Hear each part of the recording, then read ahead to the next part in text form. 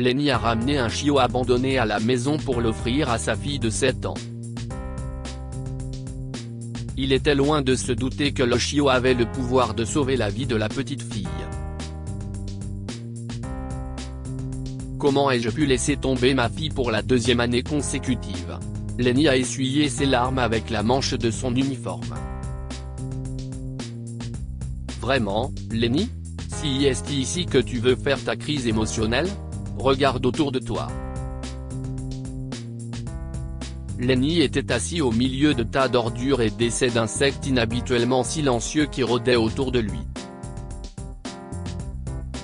Peut-être étaient-ils en train de faire les poubelles, eux aussi, à la recherche de petites friandises pour leur progéniture restée au pays.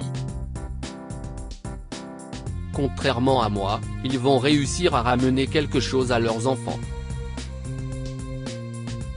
Oh, pour l'amour de Dieu, arrête de tourner en rond et transporte ce tas de déchets secs de l'autre côté. Lenny ramassa le tas d'ordures avec ses gants noircis et graisseux et commença à se frayer un chemin à travers les tas de déchets jusqu'à l'autre côté de la décharge du quartier. Il faillit laisser tomber le tas sans y prendre garde, mais un léger couinement aigu le ramena à la prudence. C'était un chiot. Il s'était caché sous un vieux carton et regardait Lenny droit dans les yeux. « Bonjour, petit garçon. Où est ta maman ?» Lenny regarda autour de lui à la recherche d'un chien. Au même moment, son collègue Joe attendait dans le camion à ordures, secouant la tête devant le comportement sentimental prévisible de Lenny. « Lenny, laisse tomber. Nous sommes en retard. Tu ne veux pas perdre ce travail, n'est-ce pas ?» Son ami avait raison. Il ne pouvait pas se permettre de perdre ce travail. Pas avec les factures médicales qui s'accumulent à la maison. Et surtout pas après ce qui s'était passé la dernière fois. Lenny se souvenait qu'il avait sacrifié d'innombrables nuits de sommeil pour faire un quart de travail supplémentaire à l'entrepôt. Il avait même ignoré une terrible blessure au genou qui s'était accumulée pendant des semaines, juste pour pouvoir continuer à être présent. Sauf cette fois où il a dû être transporté d'urgence à l'hôpital, pleurant d'une douleur atroce. Un beau jour, il a été convoqué avec une douzaine d'autres travailleurs, on lui a servi une part de gâteau et une tasse de café, puis on l'a licencié sans ménagement, en invoquant une décision de la direction.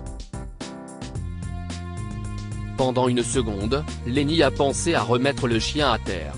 Mais il ne pouvait pas laisser partir le petit être frissonnant, gémissant et maigre dans ses bras. Il regarda brièvement autour de lui une fois de plus et l'emmena avec lui. Janet s'efforçait de ne pas l'ouvrir sans la permission de son père.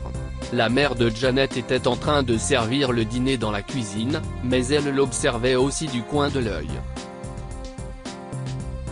Si est un cadeau d'anniversaire tardif pour toi, bébé. Puis-je l'ouvrir?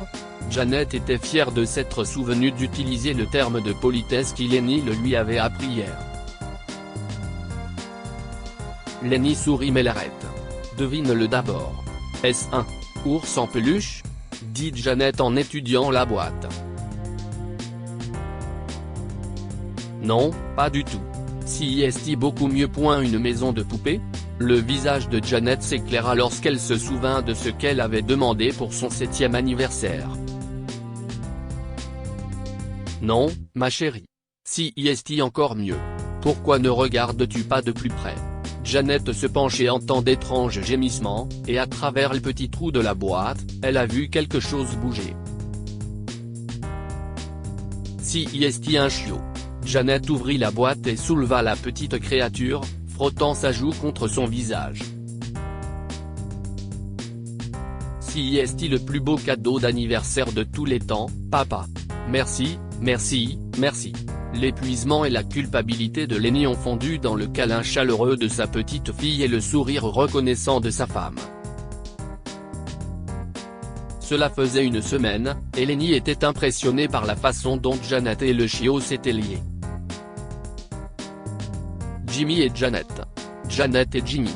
Meilleurs amis pour toujours, chantait la petite fille de Lenny au petit canidé en le baignant, en lui apportant de l'eau, en lui donnant du pain et en sautillant dans la maison avec lui. Au milieu de la lutte acharnée pour trouver un emploi stable, payer les factures et s'occuper de l'état de santé de Janet, la voir heureuse était une lueur d'espoir pour Lenny. Un jour, la mère de Janet était partie travailler à l'épicerie. Lenny était à la maison et s'est endormi sous le porche pendant que Janet jouait à cache-cache avec Jimmy. Soudain, Jimmy se mit à aboyer sans arrêt.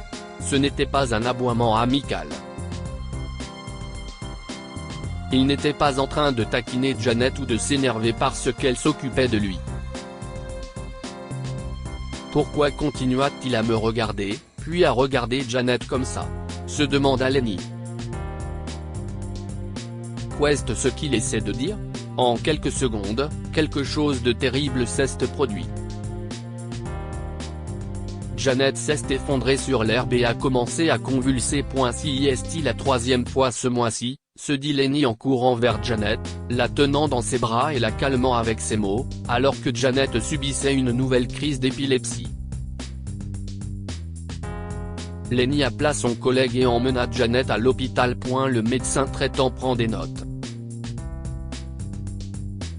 Oui, docteur. Est-ce que cela aurait pu causer la crise ? Si c'était le cas, Lenny avait déjà décidé d'amener le chien dans un refuge. Il ne pouvait pas risquer que Janet traverse à nouveau une épreuve aussi grave, même si cela lui briserait le cœur de se séparer de Jimmy. Le médecin sourit. Au contraire, je pense que votre chien a peut-être sauvé la vie de votre fille. Quoi ? Comment ? Jimmy semble être un chien d'alerte pour les crises d'épilepsie.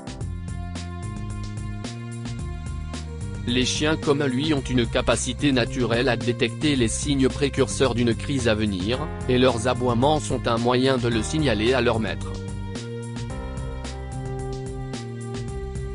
Gardez l'œil ouvert pour éviter que cela ne se reproduise. Vous verrez que Jimmy essaie d'attirer toujours votre attention quelques minutes avant que Janet ne s'effondre. Le mois suivant, cela s'est reproduit 2 fois. Une fois, quand Lenny était sur le point de partir au travail. Et une autre fois, alors qu'il était sur le point de s'asseoir à la table du dîner. À chaque fois, Jimmy s'est mis à aboyer de la même manière inquiétante. Dès que Lenny a reconnu ce signal particulier, il s'est empressé de préparer tout ce qu'il fallait pour traiter et calmer les convulsions qui allaient se produire chez Janet. La 3e fois, après avoir aidé Janet à surmonter la crise et s'être occupé d'elle toute la journée, Lenny a serré Jimmy dans ses bras et s'est mis à pleurer. Petit, je t'aime. Je suis désolé de te crier dessus parfois. Je suis désolé de ne pas te serrer assez dans mes bras. En réalité, je n'avais pas prévu de te ramener à la maison ce jour-là. Mais il y a toujours le plan que Dieu a établi. Et maintenant, je sais que tu en fais partie. Dans les années qui ont suivi, Jimmy et Janet ont grandi l'un à côté de l'autre, apprenant des leçons d'amour, de gentillesse, de communication et d'attention. Et Lenny n'a jamais oublié d'être reconnaissante envers l'ange déguisé en fourrure. Que pouvons-nous apprendre de cette histoire ? Votre gentillesse vous sera toujours bénéfique. Lenny ne le savait pas à l'époque, mais en aidant à soigner un chiot abandonné, il avait mis la roue de la bonté en marche.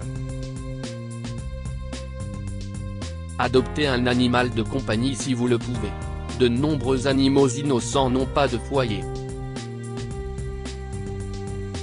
Les animaux de compagnie peuvent enseigner aux enfants des leçons de vie précieuses telles que la responsabilité, la compassion et la patience. Même si Jimmy n'a pas sauvé la vie de Janet, il a déjà rempli la famille de joie. Partagez cette histoire avec vos amis. Elle pourrait égayer leur journée et les inspirer.